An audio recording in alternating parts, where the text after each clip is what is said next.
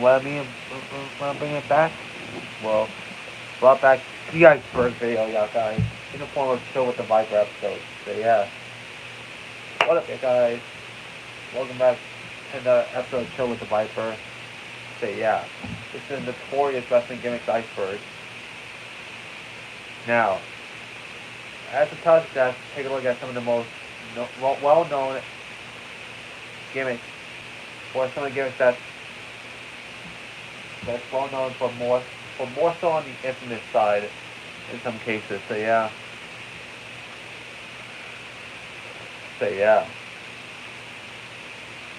and oh boy, this damn iceberg is damn long, bro. So yeah, so let's let's, let's do this shit. Mr. McMahon. Mr. McMahon was a wrestler. No, wait, not wrestler. It was a character that was essentially the evil boss character for the WWE. As originally Vince McMahon arrived in the company in the 1970s as a commentator. He would officially own the company in real life in 1982. Or at least somewhere around that ballpark, well, I think it was 82, 83. Yeah, 82, yeah. And then he would remain a commentator until 1990, until around 97, I would say, where he began to morph into the Mr. McMahon character after the Montreal Screwjob. So yeah, that whole infamous Screw Brett line and shit like that. Yeah, that helped him solidify his Mr. McMahon character. So yeah, character would last a relatively long time until 2022 when he was fired from the WWE because of the whole Hush Money scandal and shit like that. And the character actually did a lot of shit, like a lot of crazy shit. Like, for example, kissing and trying to make out with multiple women in the WWE, which a lot of them don't really age well, considering that the whole Hush Money scandal. And hell, he even once fought against God at one point, all because Shawn Michaels wasn't born again Christian at the time. So yeah, pretty infamous character. The Undertaker. Yeah, bruh. The Undertaker is a character portrayed by Mark Calloway. No means the dead man, bruh. Essentially like a undead zombie or undead Undertaker. Since the name. So yeah. And he would actually become one of the greatest 30 superstars of all time.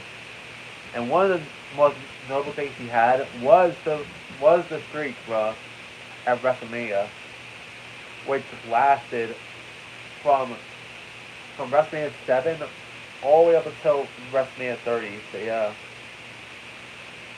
the streak ended in a match against Brock Lesnar. Hell, even Undertaker didn't like the fact that Lesnar was ending his streak. So yeah. But afterwards, his career was declining. Afterwards, so yeah.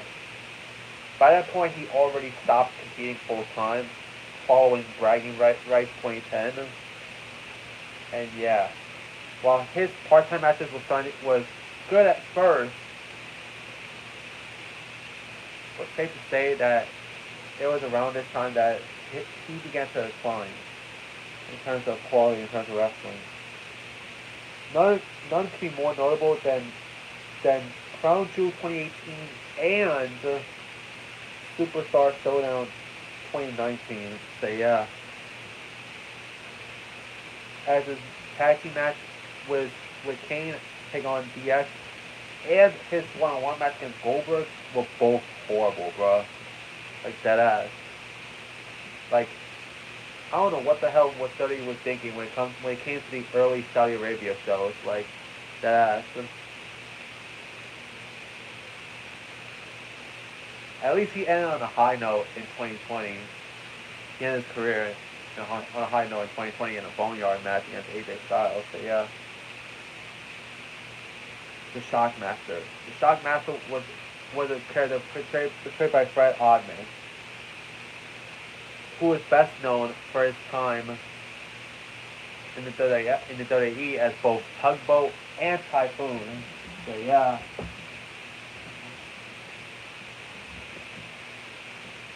But for some reason, when he came to WCW, they have him wear a fucking Stormtrooper helmet covered in glitter, and have him debut as the Shockmaster. But he would be known for having one of the most botched debuts of all time, as he was supposed to break through a wall. However, when he tried to break through the wall, he ended up tripping, and a Stormtrooper helmet came off his head. So yeah. So luckily, he did have a couple of matches, and they even tried to patch it up by having the Super Shockmaster, but it did not work. And the character's well known for all the wrong reasons. Speaking of a character that is known for all the wrong reasons, Bastion Booger. He was portrayed by Mike Shaw, and this character only came about because Shaw's previous character, Friar Ferguson, had to be taken off the TV because of the complaints from one of the churches yeah. And he's known for being completely disgusting, like eating food and shit like that, and smelling awful. So yeah, aka poor hygiene. So yeah. So yeah, bro. That's what his character was known for. Mantar. Mantar was supposed to be like a fucking bull, bro, in the WWF. A man thinking that he's a bull, bro. Like, he was, like, moved to the cow, bro. So, yeah. Like, what the hell was wrong with the WWF during the New Generation era, bro? Like, come show you that New Generation era was a pretty horrible era for the WWF. So, yeah. So he would make a brief return in 1997 in the WWF under a mask and calling himself Tank as part of the Soup Commission. So yeah. The Fiend Bray Wyatt. The Fiend Bray Wyatt was a character that was meant to be like, it's meant to be like a double-sided shit. Like on one side you have this like Mr. Rogers' Neighborhood inspired kid show type gimmick on one side, and then on another side they have like a demon. They have like the Fiend. It's supposed to be like a darker side to Bray Wyatt. So yeah. The shit started in 2019, bro. So yeah. So yeah. And however, although the gimmick was good, sadly, there's two notable moments out there that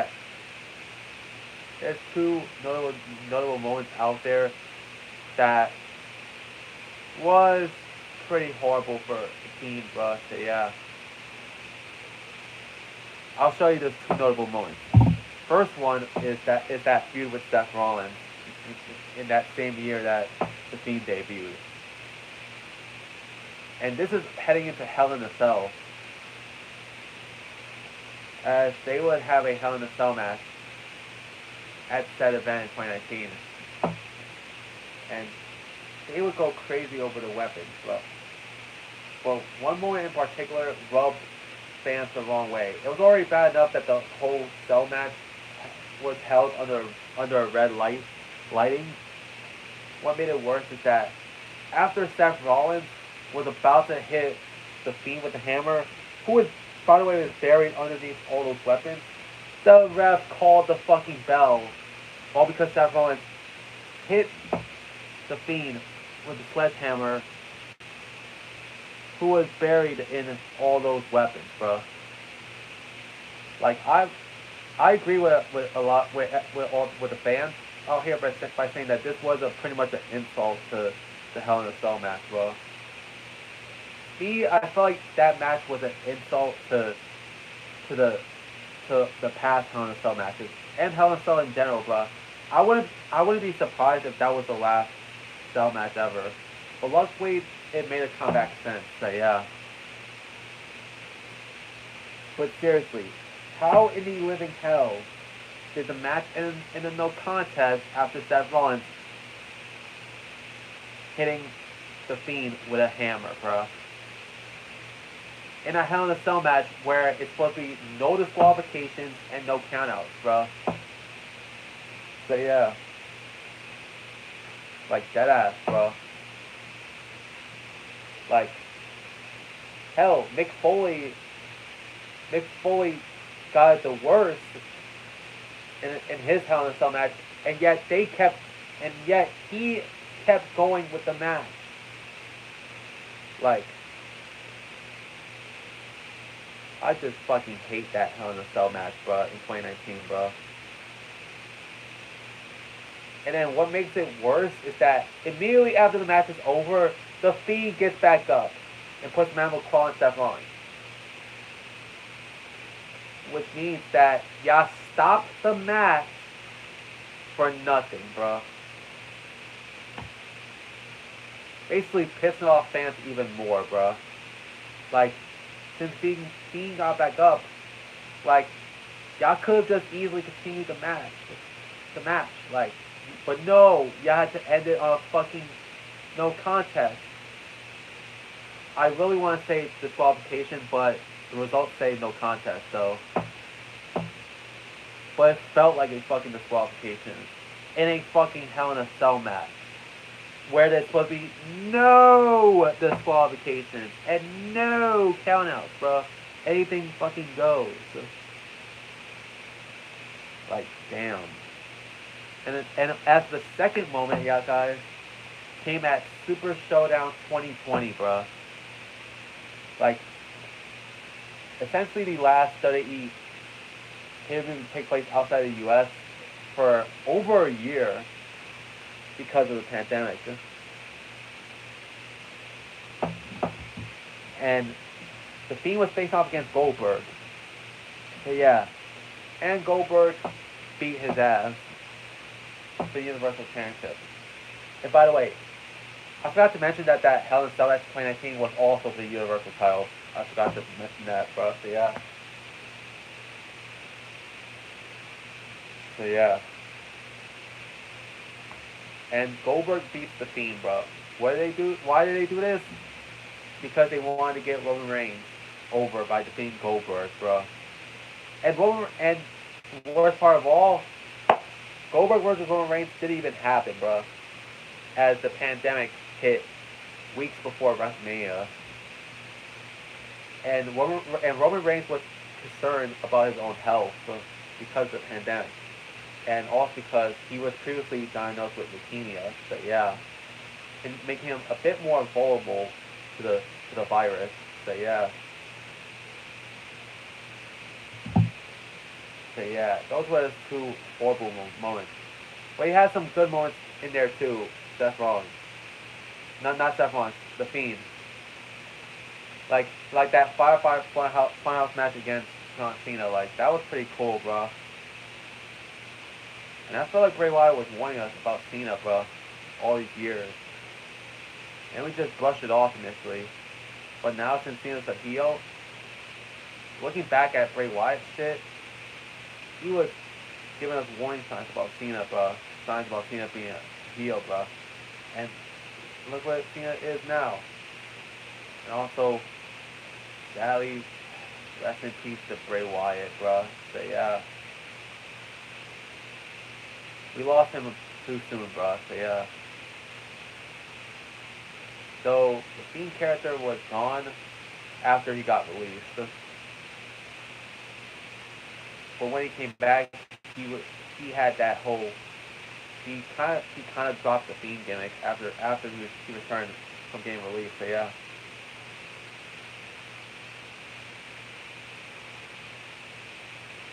So yeah. Gobbledygooker. Gobbledygooker.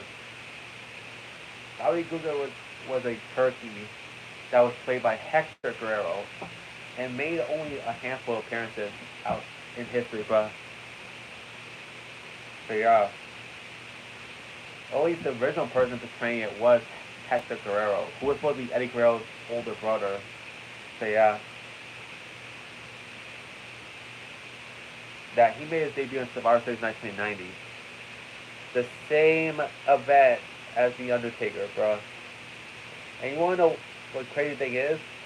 People say that Mark Calloway was initially set for the Gobbledygooker, but then the plan would change to have Hector Guerrero be the Gooker instead. And luckily Calloway dodged a bullet right there. So yeah. And people saying that he never competed in a match, the Gooker, that you're dead wrong, bro. As at WrestleMania X7, he actually participated in the Battle Royal, in the Gimmick Battle Royal. So yeah. The Yeti. The Yeti, or Yeti, as people like to pronounce it. It's supposed to be like this character that's supposed to be played by, what was it? Who was it? Ron Reeves, I think. And that he helped the Big Show win the world title from Hulk Hogan at Halloween Havoc 1995 by dry humping him. Oh my god, pause, Yeti, pause. Even though that he's supposed to be a Yeti, the way he looked in terms of being wrapped around like what's supposed to be, I think, bandages, or whatever. He looked more like a mummy than a Yeti. So yeah. So it was short-lived. El Generico. El Generico was a character that was portrayed by Sami Zayn. So yeah. Back when he used to wrestle for places like Ring of Honor and Pro Wrestling Guerrilla. Yeah, he would wear a mask. So yeah.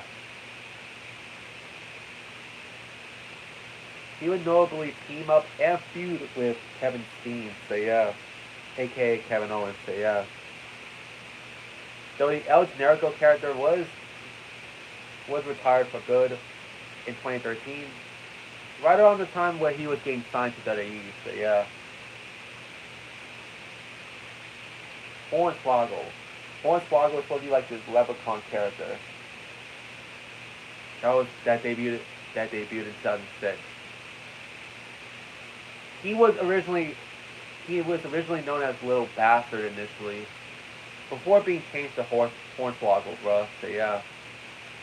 And believe it or not, he was the last ever cruiserweight champion before they revived it in 2016.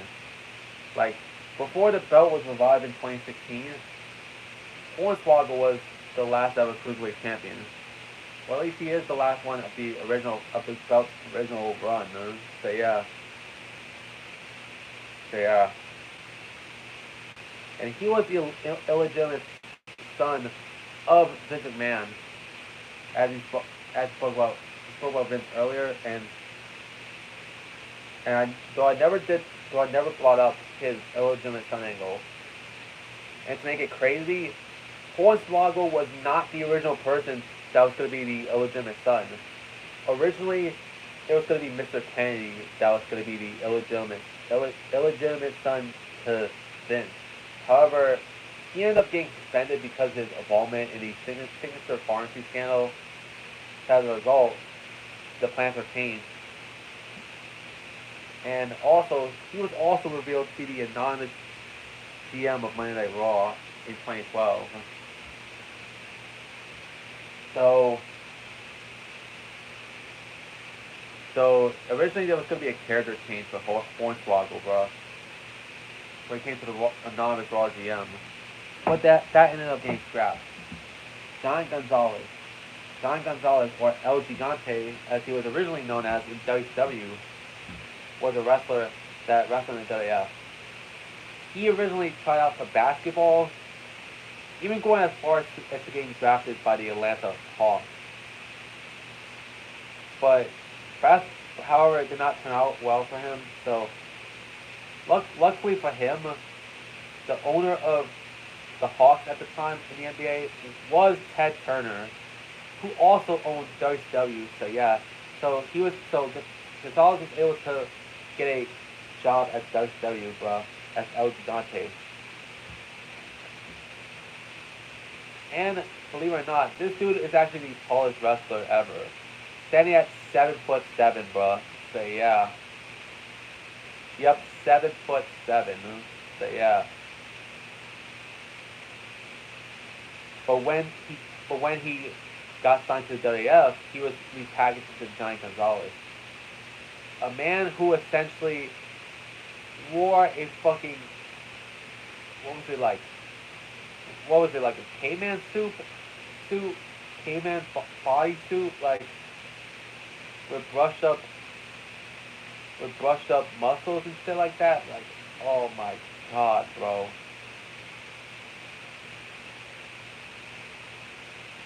And he is known for that one horrible match with the Undertaker, bro. That ended with Gonzalez getting himself disqualified for using for using a for using a for using a rag to to to chloroform the Undertaker, bro. So yeah. So yeah, his career did not last long in the WWF. Grado. Grado Grado was a wrestler who who wrestled in the UK, bro. So yeah.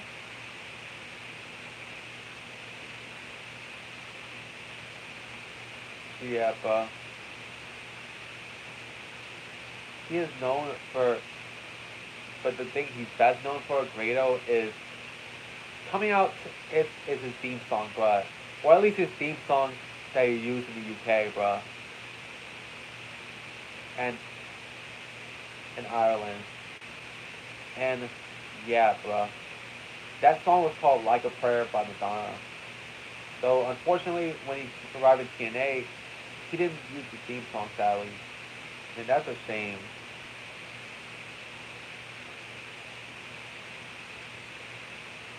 Orange Cassidy. I honestly don't know about this one. Okay, honestly, for the AEW shit, I don't really know much about this shit because I honestly barely watch AEW, bro. So yeah, looking at it, bro. And I know you're gonna be saying, "Ooh, Cypher, why don't you watch AEW, bro? You kiss WWE's ass." Like, I don't want to fucking hear it yet, guys. Just like, first of all, I don't kiss anybody's ass. That's any company's ass. That's one. And two, I just don't know much about AEW, bro. Like, what don't you get, bro? Because I don't watch it that much.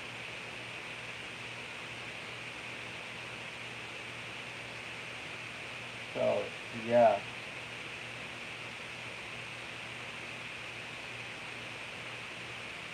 Yeah, Orange Cassidy was a wrestler from AEW. So, yeah. So, yeah, bro. Who, who is known, sorry about that, the AEW wrestler. And he would be international champion, so yeah.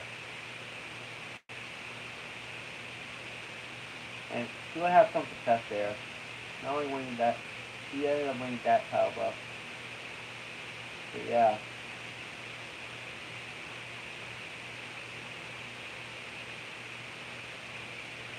So yeah, bro. Now he's coming in a group called the Conglom- Conglom- Conglomeration. So yeah.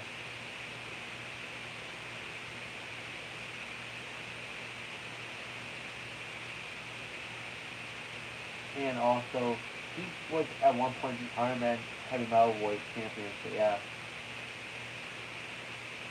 so yeah,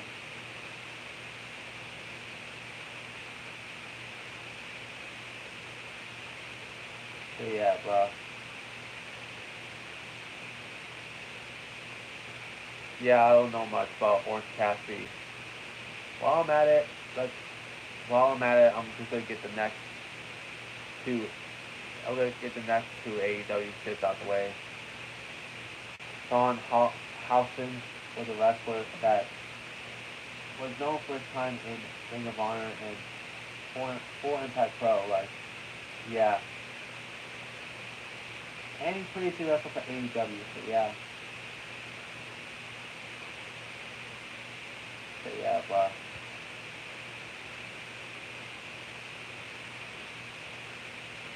so one thing I do like about him is that his face paint reminds me of Sting. That's the thing that I like. So yeah.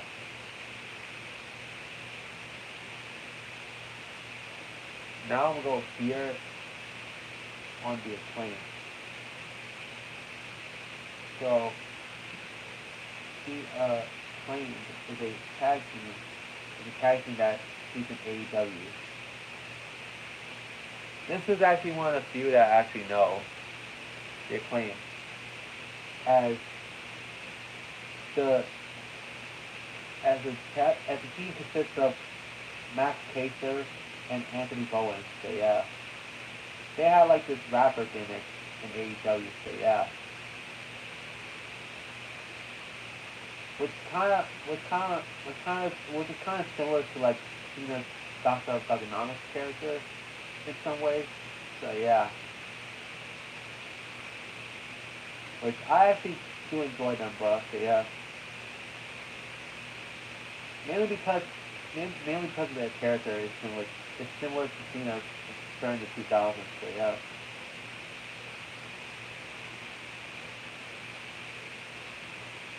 so yeah. So there was one incident. So yeah, that got one of the members suspended. So yeah, starting an episode of AEW Dark in 2021, Caster made made raps regarding subjects regarding Simon Billy's health issues, the Duke lacrosse incident, and made sexual jokes towards Julia Hart, a fellow wrestler. So yeah, this actually results in his 2 month suspension. So yeah,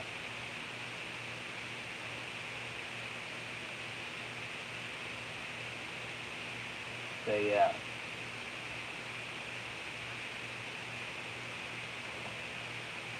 The Spirit Squad. The Spirit Squad was a wrestling stable of OVW wrestlers that that consists of people like Mikey, Johnny, Kenny, Mitch, and Nikki, and they made their debut in 2006, in early '06 on the Raw brand, and they became tag team champions.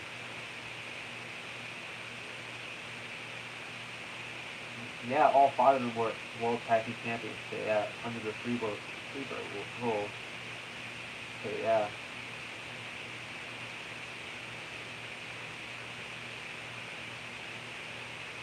and the team would disband in later that year in November. So yeah, as while Kenny would stay on WWE television, albeit under the name Kenny Dykstra, right up until right up until 2008. So yeah, before getting released. Nikki, Mikey, and Johnny were all relegated back to OVW, and Mitch got released. So yeah.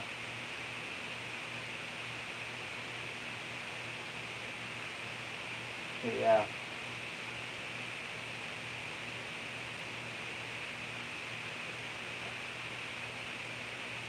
It's crazy that Mitch, aka Nick Mitchell, participated in the $1 Million Tough Enough before being part of the Spirit Squad. So yeah. So yeah. And yeah. And Nikki would be back up on the main roster in late 2008, repackaged as Dolph Ziggler, as he would go on to become to have success in his own right, becoming two-time world champion, multi-time Intercontinental champion, two-time U.S. champion, NXT champion, tag team champion. Yeah, yeah. It's safe to say that Nikki, aka Dolph Ziggler, became the most famous out of the five members. So, Mikey and Kenny did come back to WWE for a short time. They feuded with their former teammate Dolph Ziggler. So yeah. So yeah. And it was only short-lived. So yeah. And their character was that they were male cheerleaders, bro. So yeah. Papa Sango.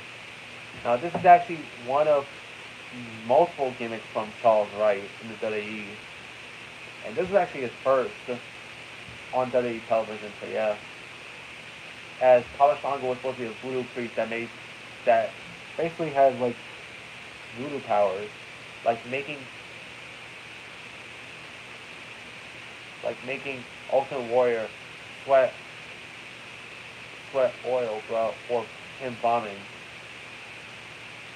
This only lasted for a few years before Wright got repackaged into Kama Mustafa, or Kama the Supreme Fighting Machine, then Kama Mustafa, then the Godfather of the Nation, then just simply the Godfather, where the Godfather character is where he became more successful in.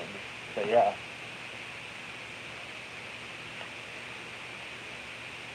The Boogeyman. The Boogeyman was a character that appeared on WWE television during the 2000s. His character was that he ate worms, and he would sometimes feed those worms to his opponents. He basically freaked the fuck out of people. So yeah. And believe it or not, remember how I mentioned the $1 Million Tough Enough in the Spirit Squad entry, yeah, guys? Well, Boogeyman also auditioned for $1 Million Tough Enough. However, he ended up getting disqualified from the competition due to him lying about his age in the application. So yeah. As around the time when Boogeyman debuted in WWE, he was like, I think, around 40, bro. Damn, that's late to be starting your career in WWE, bro. Or late to be starting a wrestling career, bro. So yeah. So yeah. So his character was memorable for those reasons I just mentioned, the eating worms and shit like that. So yeah. And scaring people. Hurricane was a character that was portrayed by Shane Helms, and he was supposed to be a superhero character. So yeah. Although Helms himself made his WWF debut in 2001 during the Invasion angle, he was initially named Gregory Helms in the WWF initially. And shortly afterwards, he would repackage himself to the Hurricane, so yeah. Was supposed to be a superhero character.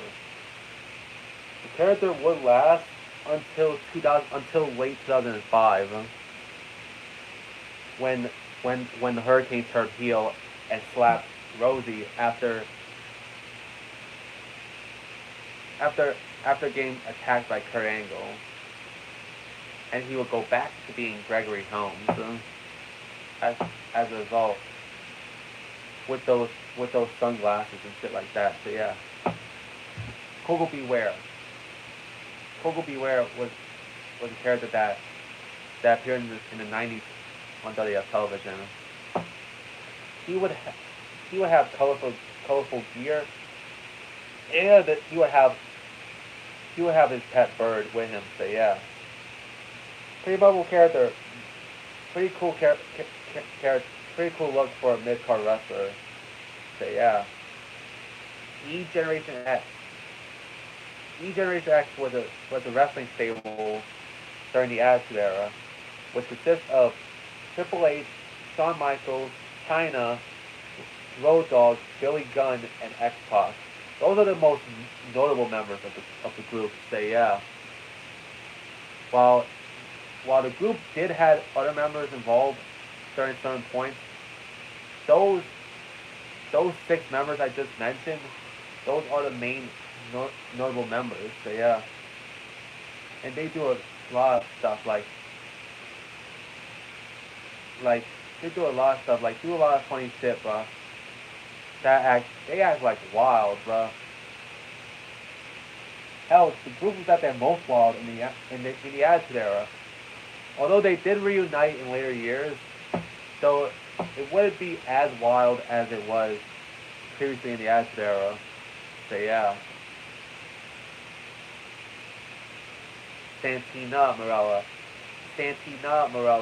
was supposed to be the quote-unquote sister to Santino Morella. Even though in reality, guys, it was in reality Santino Morella is the one that's playing Santina Morella. So yeah, he was just in drag, bro. The character debuted in 2009 as part of the Miss WrestleMania Divas Battle Royal. Yeah. And I can see why Trish Stratus turned down the offer of appearing at this event. Because of Santino Marella winning as Santina Marella. He won the Battle Royal, bro. And then he had that brief feud with Vicky Guerrero and Chavo Guerrero over it, so yeah.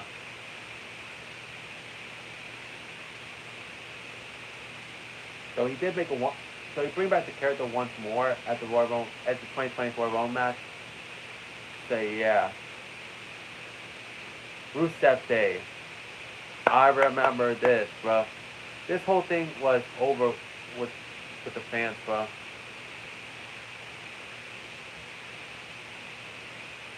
Rusev Day was a trio consist of Rusev, Aiden English, and Lana. So yeah. And it was over with and fans really loved the Rusev Day character. So yeah. So sadly, it's one of those characters that Vince McMahon never fully pushed. So yeah. Which is fucking crazy if you think about it. So yeah. Vampiro. Vampiro was a character in WCW. I think he was supposed to be like some sort of vampire gothic character. Yeah, I haven't watched all that much WCW, bro. So yeah. So yeah. So he was basically like this. Yeah, he was basically like this zombie as character, bro. This zombie like character, bro.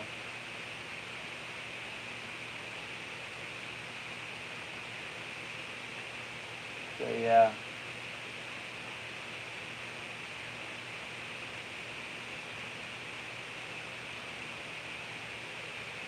And it would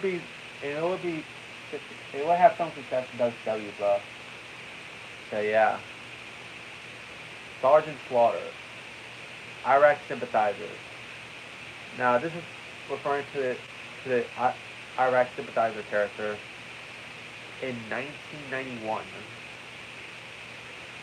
where Sergeant Slaughter began to turn his back on the U.S. Which, by the way, his character was that he was meant to be like a U.S. like army dude, now turning his back on his own country just to side with Iraq. Now, this was during the Gulf War era, so yeah, and it left a pretty sour taste in everyone's mouth. So yeah, hell, hell, it got so bad that ticket sales actually started to go down, bruh. And and that's the reason why they had to move arenas for WrestleMania 7. As originally it was meant to have 100,000 people in the arena and take place at the LA Memorial Coliseum.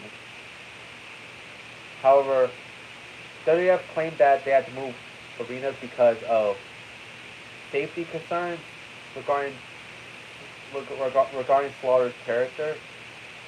But in reality, it was due to poor ticket sales. So yeah, and no one wanted to see this character, bro. Bushwhackers. Now, Bushwhackers, aka the Sheep Herders, as they were used to be known as, was this tag team consist of Luke and Butch. So yeah, they would they would act pretty goofy in the WF. So yeah, like licking people and shit like that. So yeah,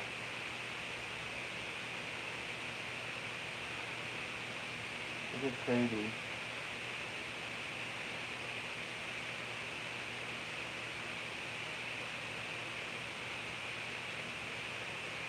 So yeah.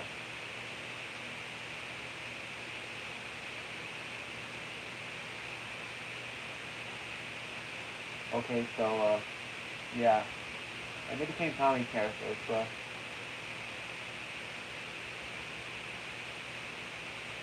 while they might have been goofy in the WF, they will go down as like pretty fun characters to watch, bro. So yeah, Eugene.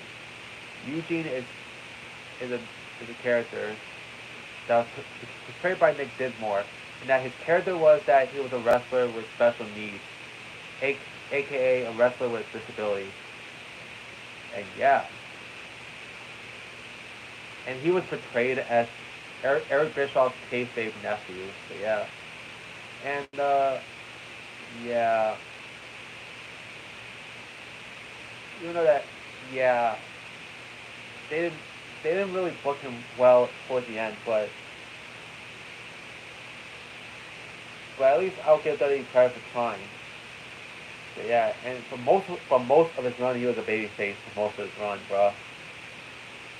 So yeah, which I feel like is a good move. However, in 2006, for some reason, WWE decided to turn Eugene heel for some reason. Why? Why, bro? So, so yeah, that actually happened in 2006, bro.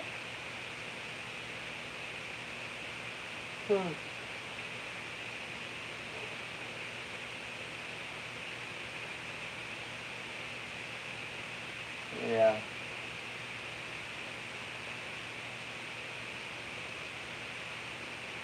So yeah, bro.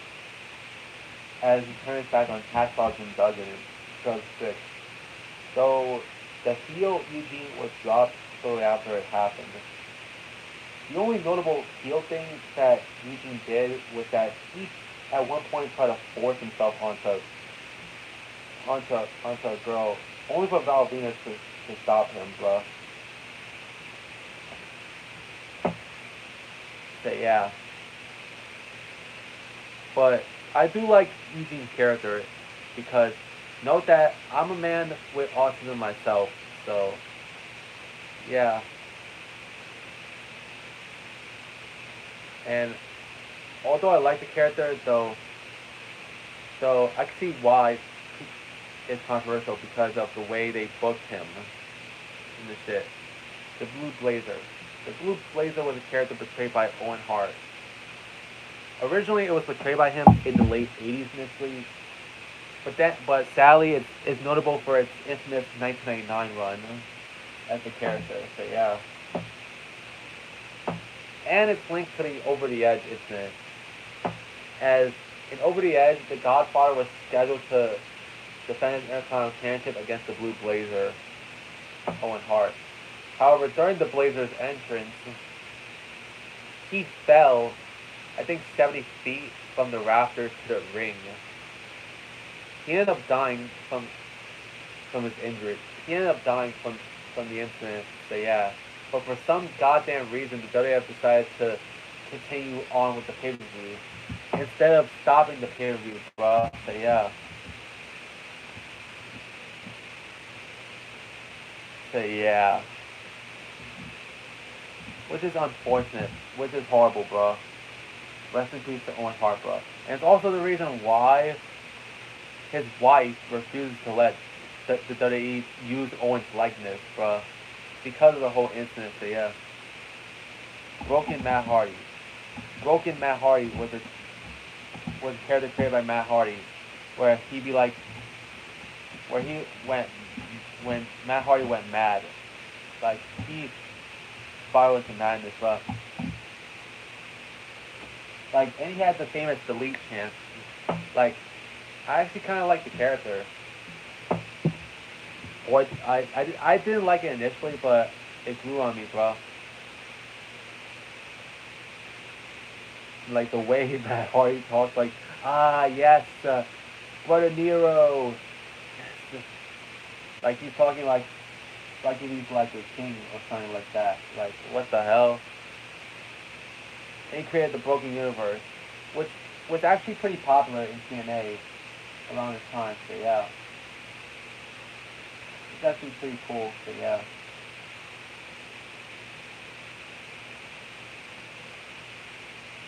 Anyways, let's continue on. So wait, hold on a second. The thing is that they tried to make their own version of Broken Matt Hardy called Woken Matt Hardy, but it was not as successful as the Broken Matt Hardy character. So yeah, Gangrel. Gangrel was portrayed by, I think his name was David Heath, for that. You know what? No, never mind about that. Gangrel was a vampire character. So yeah, that was part of the Brood stable alongside Ed and Christian. So yeah, and that he was meant to be like a vampire character. So yeah, that pour blood onto onto wrestlers. So yeah, and he was actually a pretty cool character. So yeah, although although I wasn't there when he was around because I was born in 2001, but I see that he looks like a pretty cool character. The three faces of Foley. Mick Foley has three notable characters: Cactus Jack, True Love, and Mankind. Cactus Jack was like this hardcore wrestler that be beating niggas' asses. So True Love was supposed to be like this like hippie type character that they had. So yeah, and Mankind was supposed to be like this lunatic character and shit. So yeah,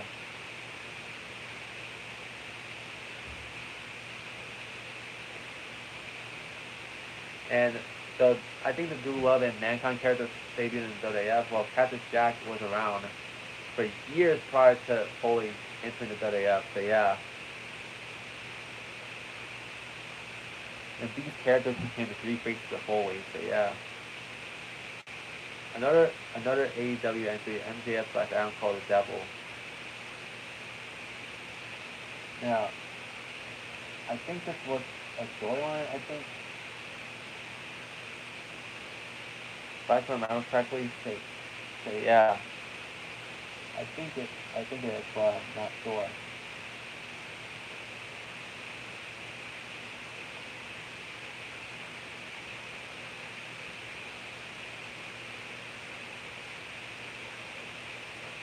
Okay, so if you so oh my god, I can't even speak right now. Thank God I'm live streaming, bro. Okay, so So I think I know a little bit about this one, bro. The MJF Adam Cole the Devil storyline. The MJF and Adam Cole were in a tag team called Better Than You, baby, in AEW. So yeah, and that and that the and that the Devil storyline. So yeah, in AEW. So yeah, yeah, bro. Oh wow, what's going on, bro?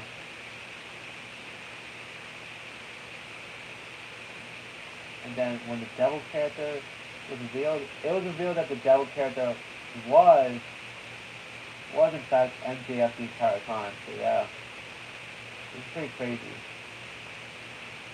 You want to know what's also crazy, yeah, guys? Fun fact: I know this has nothing to do with. I know this has nothing to do with the whole Devil storyline in general, but did you know that MJF actually tried out for Tough Enough in 2015? Yeah, he actually did try out. And at one point, he was a security guard at NXT Takeover Brooklyn 2. So yeah, so he so he was he never so he never made the cut in terms of being Tough Enough. Wow, WWE could have had MJF on their roster, like, and him cutting his promo for his audition, you could tell that he's a natural talker, bro. Like, bro. And now it looks kind of cursed, bro. Seeing an MJF video on WWE's YouTube channel, yeah, considering that MJF is more known for his AEW run. So yeah, which is supposed to be WWE's current rivals. So yeah, NWO, NWO or New World Order was a wrestling stable that was popular in WWE. Initially, it was just a initially it was a trio consisting of Hulk Hogan, or more so Hollywood Hogan, Kevin Nash, and Scott Hall. And the trio was initially heels initially, but yeah. But then it but then they started getting more and more members. It got to the point where they had so many members of the NWO that they split into multiple variants of it, like NWO B Team or NWO Wolfpack, NWO Elite, or whatever the fuck iteration it is. It got so out of hand that became too much, as the group would be disbanded altogether in WCW in 2000. Though they did make a comeback in WWE in 2002, initially with just the original three members.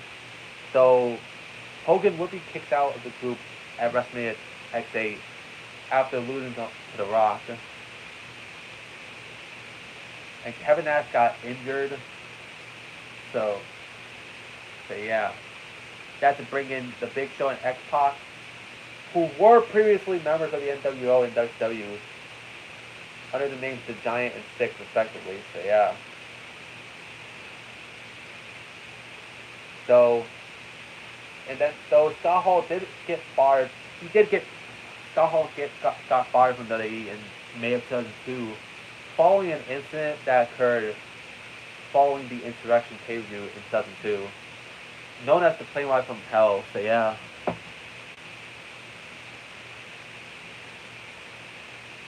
So yeah. And then Shawn Michaels was coming to the group, and Booker T, and yeah. And in July of 2002, the NWO was done in WWE. So yeah. The Dudley family. Yeah, the Dudley family was a wrestling stable that had the tag team of Bubba Ray and Devon, aka the Dudley Boys. But did you know that there was more members than Did you know that there were more members in the group? Sure, sure you had the sure you had Bubba Ray, Devon, and Spike Douglas Dudley, but you also got members like Sign Guy Dudley, Dudley, Big Dick Dudley, Stubby Dudley, Gangster Dudley, Not Dudley, Luke Dudley, Butch Dudley.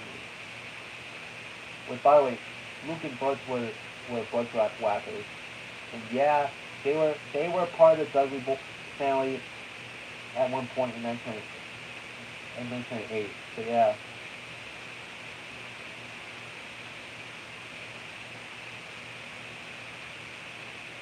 On an episode of ECW Hardcore TV, where the Bushwhackers appear as part of the Dudley Boys. So yeah.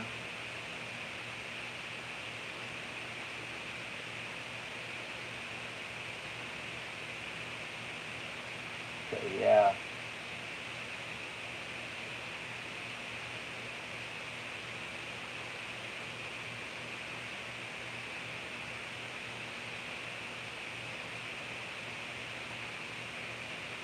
Yeah, that's pretty crazy, bro.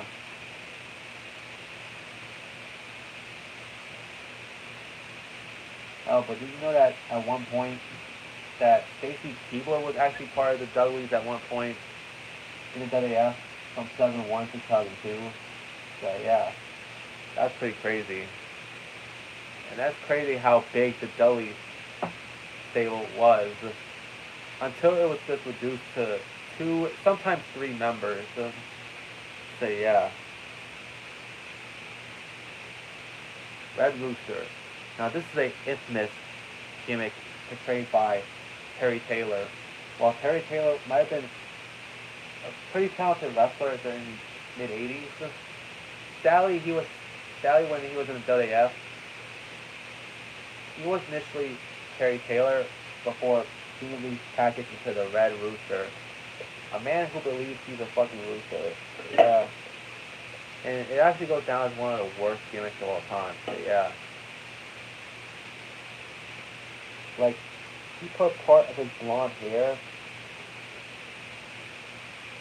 into a fucking mohawk and painted it and dyed it red.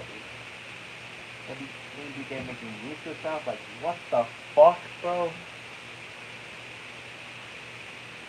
Like, why? Why?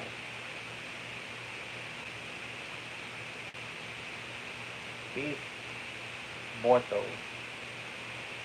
And honestly, this whole Iceberg is long, so yeah. I might have to make multiple parts where it's just part of the layer of the iceberg, bro.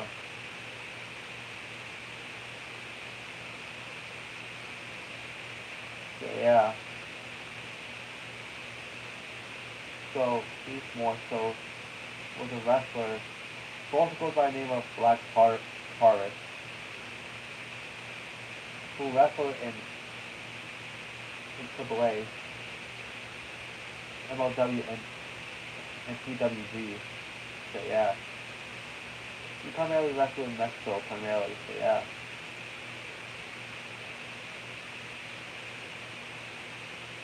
And he currently works for AEW and Ring of Honor.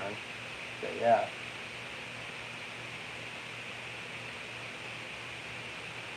Doink the Clown. Doink the Clown was a character originally portrayed by Matt Osborne. And he was initially a heel, bruh. So yeah. A clown who would play pranks and do tricks for his opponents. So yeah. However, Matt Bourne would be released like a year or two after the character was created. So as a result, a number of wrestlers ended up portraying the character in subsequent years. So yeah.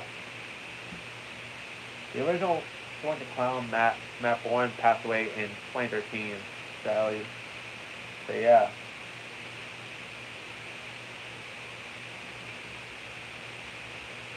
Al Snow and Head. Al Snow was a wrestler best known for his times in ECW and WWE.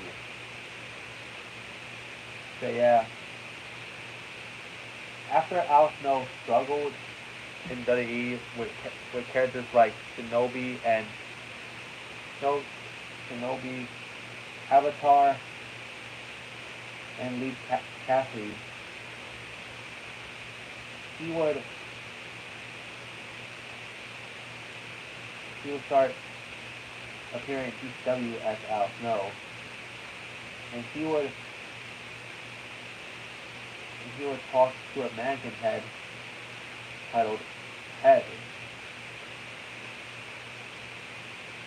So yeah.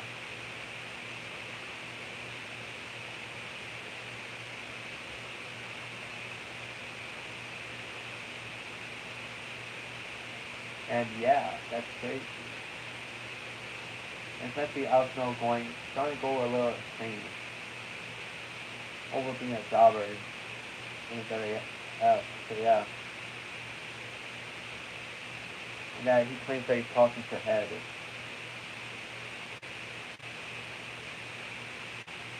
So yeah.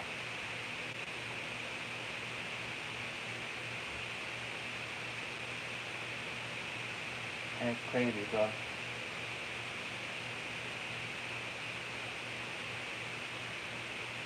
It was actually really feud. And Mannequin Head would be taken off of TV in 1999. So yeah. The reason why the Head character was taken off TV in 1999 initially was because of a whole incident that occurred at Walmart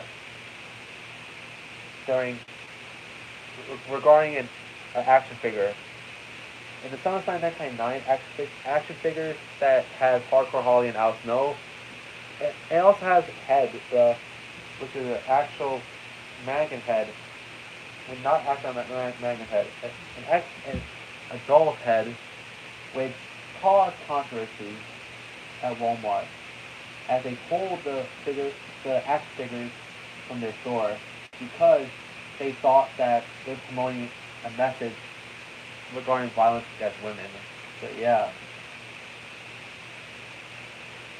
And they actually used this controversy as part of a storyline where Hardcore Holly gets pissed at Al Snow just for his mannequin head causing the toy to get pulled from stores. So yeah. And as a result, shortly after this whole incident happened, they actually took the mannequin head off TV. So yeah. And not only that, but also in subsequent Al Snow toy releases, they have the mannequin head be blank in subsequent releases. So yeah. And then Al Snow tried to replace Head with Flower named Pepper.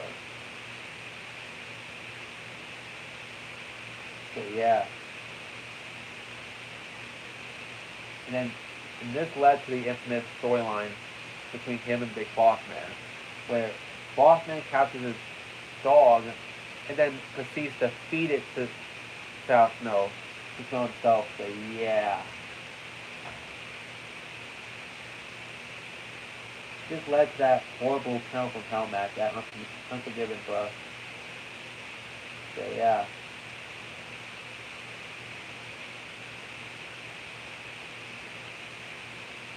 And they said that it's supposed to be a steel cage inside of a house, cell with wild dogs in it. Except the dogs did not want to play ball. Instead, they would rather either take a shit out on the mat or hump each other most of the time. So yeah, because of the dogs. So no one's dog will win the match.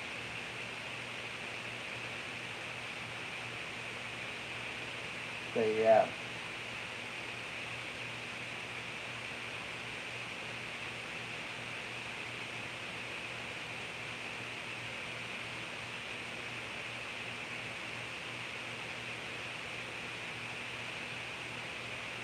Yeah.